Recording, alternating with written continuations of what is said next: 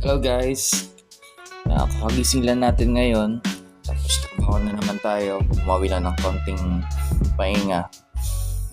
By the way, alam nyo ba na hindi lang pera yung pwede nating i-save? Most of us think na pag-iipon tungkol lang sa pera. Pero sa totoong buhay, mas malalim pa dyan. Minsan, kailangan mo mag-ipon ng lakas, mag-ipon ng tapang, at higit sa lahat, mag-ipon ng pangarap. Kasi hindi naman lahat agad-agad may opportunity. Hindi lahat sabay-sabay ang timing. Kaya habang wala pa, mag-ipon ka. Mag-ipon ka ng skills, mag-ipon ka ng experience, mag-ipon ka ng connection, mag-ipon ka ng disiplina. At pag dumating na yung pagkakataon, huwag kang matakot na mag-invest. Mag-invest ka sa sarili mo. Mag-invest ka sa growth mo. Mag-invest ka sa future mo. Kasi ang totoo, yung mga taong successful ngayon, hindi lang sila nag-ipon ng pera. Nag-ipon sila ng tamang mindset.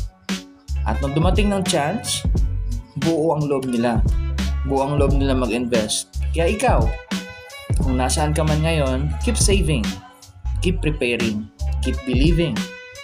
Dahil darating ang tamang panahon at pag dumating yon, siguraduhin mo na handa ka na.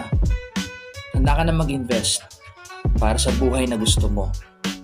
And once again, this is Kuya JM. Save to invest and invest to grow.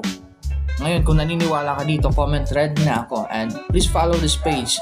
And also sa mga friends nyo, kung kailangan din nila yung message na ito, please share to them.